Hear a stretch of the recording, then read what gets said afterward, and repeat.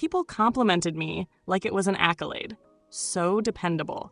Such a rock. We don't know what we'd do without you. I used to say thank you and tuck the compliment into the back pocket of my life, the way I tucked receipts and emergency cash. Neatly, automatically, ready for the next time someone needed something. My name is Claire. I'm a financial analyst who remembers numbers the way some people remember faces. I can see a household ledger the way other people see a Sunday crossword, columns aligning, leaks revealing themselves.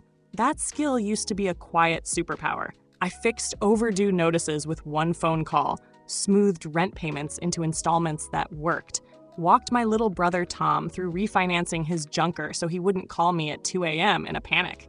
My sister Maya called me my spreadsheet in human form, with a laugh that always sounded like pity she couldn't hide. Mom, Evelyn, said I had a practical heart. All of it felt like family. All of it felt like purpose. Work paid the bills and then some. I burned for it at first. Late nights parsing quarterly trends, the jittery, caffeinated clarity of a number that finally made sense. Somewhere along the way, the burn turned into a slow, gray fatigue. My days blurred into spreadsheets, my evenings into overdraft alerts and payment reminders I covered. Vacations became later. Small joys were postponed. Because a car needed work, because rent came up short, because Maya decided a temporary drop in income meant I would cover her half of the apartment for a month and then another, because Tom's phone plan needed to be kept alive for job calls he said he would get any day now. People who don't live with this kind of erosion imagine a martyr, someone noble, self-sacrificing. I learned to believe that script. It kept me from looking too closely at the pattern, from naming the awkwardness when thank you turned into no, don't worry about it, while their faces said something else. I'd smile, sign the transfer on my phone, and tell myself I was buying time for people I loved. I told myself generosity built loyalty. I told myself I would be repaid in gratitude, in presence, in the quiet return of favors. I told myself everything a woman raised to be useful would tell herself to keep functioning. Meanwhile, my bank balance learned to somersault. I stopped going out with friends. I let clients sense my exhaustion because the numbers still needed someone to interpret them. I deferred a therapist visit for the 30th time. I paid for repairs on a van that belonged to someone who would never remember to change the oil. I sent money for emergencies that arrived with fuzzy timelines and promises. Each transfer felt like a stitch sewn into a shirt with thin thread. Practical, sensible, invisible, until the shirt started to unravel. The stakes weren't glamorous. They were my savings account, my chance to move out of the city, my planned career reset, the little emergency cushion that kept me sleeping without the lights on. But more than money, it was identity. I had come to understand myself through the role I played, dependable, unflappable, the one people could call at midnight and expect a solution. Let that role go, and I wasn't sure what would be left. Loneliness is easier with structure. Ingratitude is harder when it lives in the people whose faces you've been paying for. Small things began to feel sharper. The way Maya hung up when I called, "I'll pay you back," said like a ritual, not a promise. Tom's laugh when a bill came through, bright but practiced, as if the thrill of being bailed out was more fun than being responsible for himself. Mom's thanks that arrived in the form of guilt. "I know you help so much, sweetie. We'll try to do better." And then another Venmo request the next week. Each "we'll try" was a stitch cut from the inside. Still, I told myself I was patient and generous and that my investment in them was an investment in the family. I slept with my phone on the nightstand, and my banking app opened more than I slept with an actual book. I could justify the transfers with a few Excel sheets and a lot of rationalizing. I learned to convert affection into numbers. How many dinners I'd skipped, how many utility bills I'd covered, how much money I'd routed in small increments so the tone of crisis never needed to be explained. I could recite the sums like prayers. I was exhausted in a way that felt permanent, bone-tired, emotionally taxed, the kind of tired that rewires how you interpret kindness. And because I was tired, I started to avoid looking for the thing that would cut the knot. A conversation, a boundary, the worst possibility that what I thought was love might actually be convenience dressed in gratitude. It all felt steady, like a long, slow ledger entry, until the night my phone betrayed someone else's carelessness and told the truth I had been too cowardly to ask for.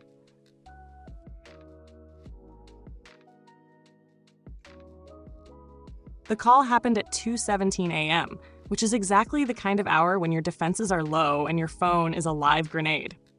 I remember the ringtone, a cheap little chime I'd set because I liked the irony, and the way the kitchen light haloed the dust in the air when I fumbled for it.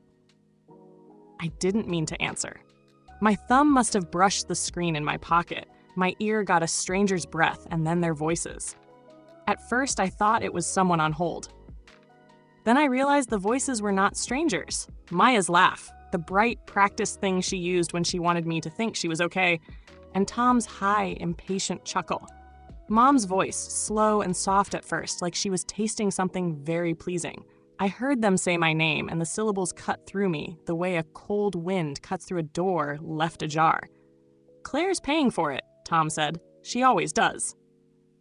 "Yeah, she folds easily," Maya said, and there was that small, terrible flippancy, like folding a paper to hide something beneath it.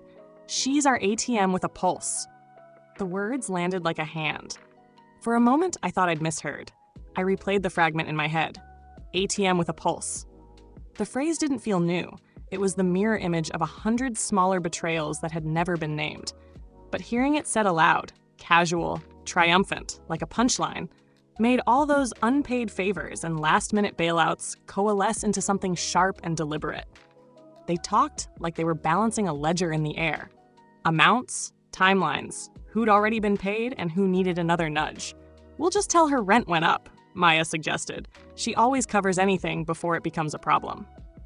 There was a pause, the kind that comes when people map out future convenience. And if she asks, we say emergency or car trouble. She hates drama, right? My spine went rigid in a way that felt new. I stood in the kitchen, phone against my ear, hands suddenly cold. I could have interrupted, demanded an explanation, thrown the unvarnished truth into the room like hot water. Instead, I did something quieter. I listened until the call finally dropped. When silence returned to my apartment, it had a different timbre. The world had rearranged itself, and I was standing in a place I didn't recognize. After that night, things stopped being plausible accidents. I started to map the pattern the way I used to map a fraudulent expense on a corporate card. Look for repetition, look for benefit, look for the smallest thing that makes everything else make sense. The transfers that had felt like kindness now looked like scheduled withdrawals. The temporary loans were recurring line items. The math didn't need to be precise to hurt. Months of incremental help added up to a number that made my jaw ache when I let it land in my chest.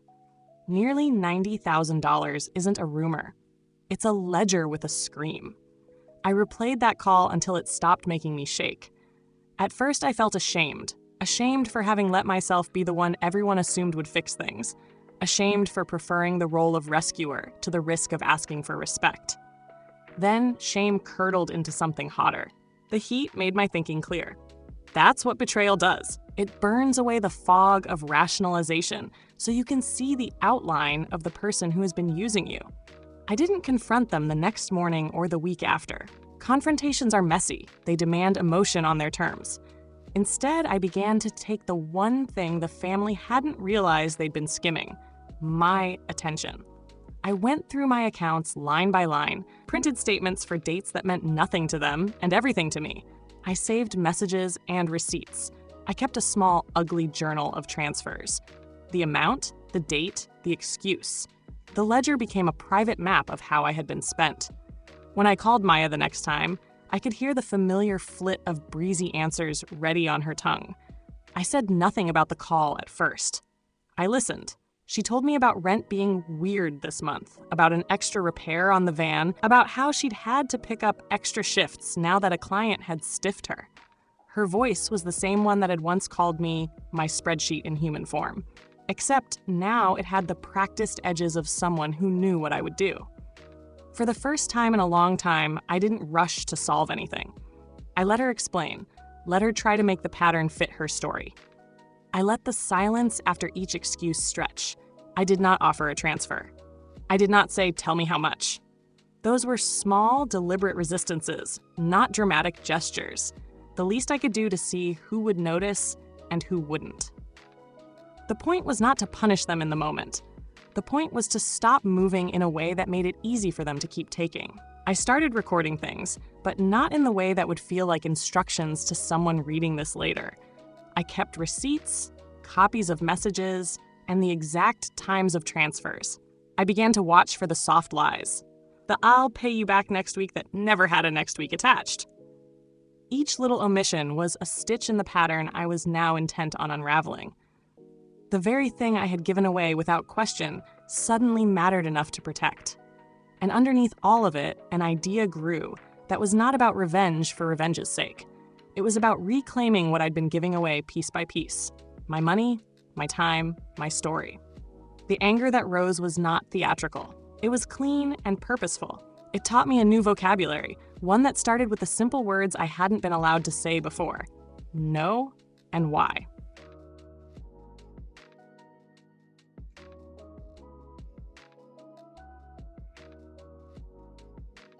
I didn't want the revenge to be loud. Loud leaves fingerprints. Loud feels like the thing my family accused me of being, performative. So I made it quiet, bureaucratic, and inevitable. First, I let them panic. I created a rent notice that looked exactly like something a landlord would send. Crisp header, neutral language, a plausible timeline. I didn't forge signatures or threaten anyone. I wrote the kind of letter that could exist in the gray area between annoying truth and bureaucratic inconvenience. It said the building was reclassifying units for insurance purposes, and there would be an adjusted rate for maintenance that month. It said a one-time surcharge was due immediately to hold their unit pending paperwork. Maya and Tom saw it at the same time I did. I watched them on speakerphone while they texted each other. Reading the letter aloud with that practiced incredulity they saved for things that would eventually require my help. "We can't afford that," Maya said into the line, hands already trembling. "Claire will cover it, right? She always does." I let them believe that. I let them phone me with the same whining cadence they used for 10 years and promise exactly what they always promised me back in return. I'll pay you next week." I listened, let them panic, let their assumption that I would fix the immediate crisis bloom. But I had prepared an account of my own. A simple, ordinary-looking security account I'd opened for family expenses after the call, purely in my name, with a bland bank logo and an even blander username. I named it the sort of thing no one questions on a spreadsheet: household operating. I did not hide it in any exotic way. I did not launder anything. I made it predictable corporate because predictability reassures people, and I was betting their greed and habit would make them predictable. When they asked for cash transfers, first small, then larger, my messages took on the tone of a reluctant CFO. I asked for invoices. I asked for screenshots of the landlord's portal. I asked for exact amounts. That is the clincher. Once you begin to treat an emotional emergency as a line item, you can watch the emotion do the work for you. They supplied details. They transferred money. They created a paper trail that read like self-inflicted medical records. Nearly $90,000 accumulated in a few weeks, seemingly in dribs and drabs, but really as a steady tide. One cousin's loan, 2 frantic credit card advances, a friend of a friend wiring cash because Maya said she was moving out. I let them pile it into the account I controlled. It wasn't theft. It was leverage. They'd chosen where their money went because they believed I would always be the safety valve. I changed the system they'd relied on. While they were busy solving an invented problem with real money, I was solving a different problem I had carried for years: proof. I printed bank statements until the printer jammed. I labeled screenshots in a way that only someone with my brain would love: dates, times, a one-line note about the context. I transcribed the pocket dial. I made copies. I scheduled a meeting with someone who understands contracts and consequences. A lawyer named Harold who smelled like old books and quiet competence. Harold didn't need melodrama. He needed the recording, the transfers, and the pattern. The day I pulled the curtain back, I didn't do it with fireworks. I invited them to dinner, Maya, Tom, and Mom, under the guise of, "We need to talk about household stuff." which was not a lie. We sat in my apartment at the small table I'd bought when I still believed we meant something other than me. I served lasagna because control tastes like carbohydrate and hot cheese. I started with small things. I slid one page across the table, a list of transfers to the security account, neatly totaled. "This is the change in household expenses the last 3 months," I said, as though I were discussing a budget variance with a client. Maya laughed, a little too bright, and Tom tried to reach into his pocket for his phone, the reflex that had always told him to check for bailouts. Then I played the recording. Hearing your own family describe you as an ATM in a kitchen you bought with your presents is a kind of cold that makes other things shiver. That recording, Maya's "she folds easily," Tom's casual arithmetic, Mom's soft assent, made something click in Harold's head and in mine. It turned a personal betrayal into admissible evidence of willful manipulation. I watched the light go out of their faces, the way a sun visor closes. Harold, who'd been quiet, stood up and used words I had long been afraid of: misrepresentation, inducement, restitution. He explained, without theatrics, what the documents did. They showed that transfers were requested under pretenses they had constructed. They showed a consistent pattern of dependence built on deliberate omission. He didn't call it theft, because that would be for a court to decide. He called it a set of choices with financial consequences that could no longer be papered over by my forgiveness. The irony, delicious, sharp, was that their own machinations fueled the outcome. Because they'd insisted everything be casual and off the books. Because they'd whispered, "Claire will handle it." Instead of establishing honest obligations, there was nowhere for them to hide when proof arrived. The bank flagged the account for unusual inflows tied to a single source. Creditors refused to extend more credit without proof of income, and a friend who'd wired cash demanded it back when their own partner asked awkward questions. Overnight, their options narrowed.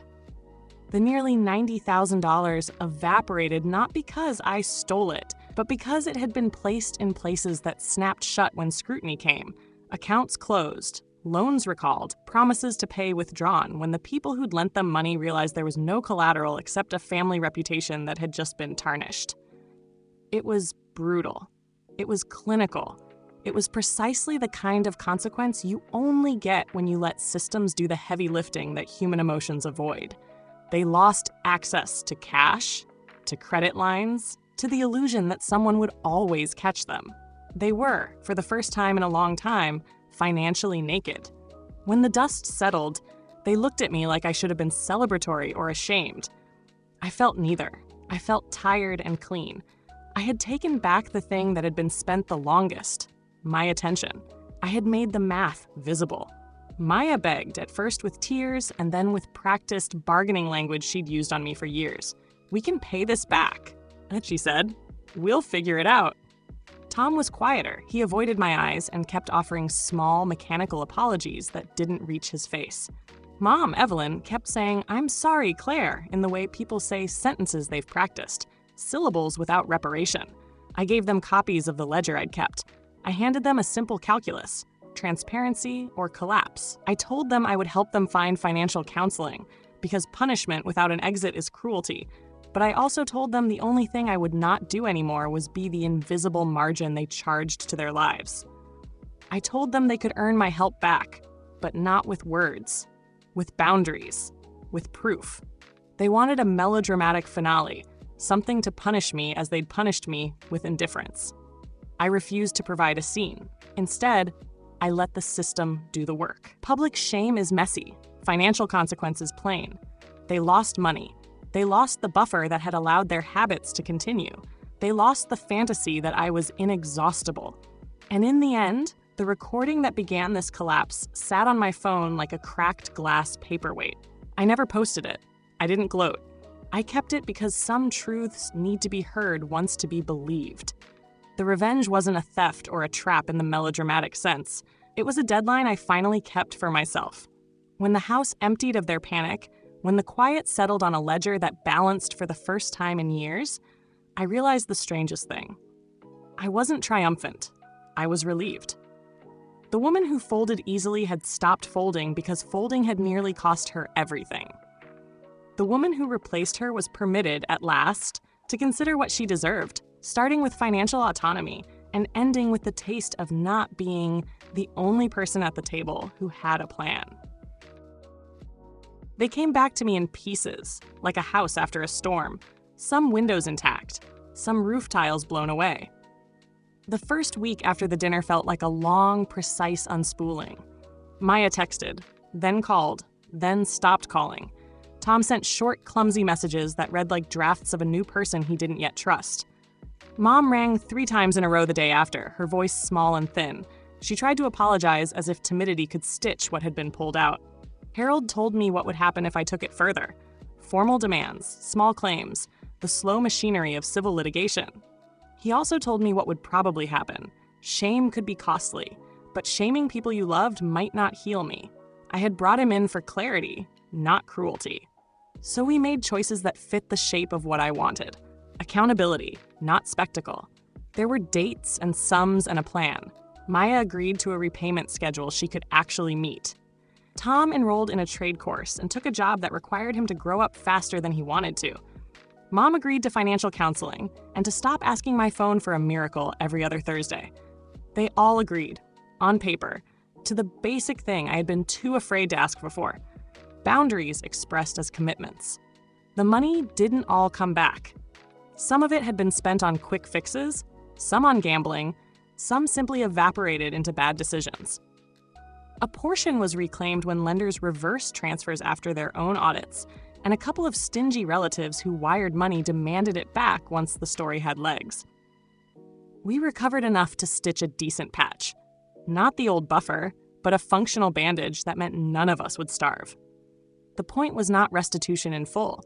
The point was recalibration. They had to learn currency could not be taken for granted. For me, the aftermath was quieter than I expected. There were no dramatic confrontations in grocery store aisles, no cinematic walkaways. There were mornings when I answered emails and evenings when I paid myself first for once. I went to the therapist I'd postponed for years. Therapy didn't feel like a luxury. It felt like a policy change. I learned to say no, not as a weapon, but as infrastructure, short sentences that preserved my energy and kept the ledger balanced. Work changed, too. I stopped being the only person who could translate money into mercy. I started saying, in meetings and in life, things like, "That's outside my scope," and "Show me the invoice." Boundaries are not dramatic. They're boring systems that keep you intact. With the time I reclaimed, I saved not to be spent on other people's crisis theater, but to be invested in a real plan. A move to a small place with better light, a fat emergency fund that doesn't have to justify itself in excuses, and a passport that finally had a couple of stamps from places I wanted to see.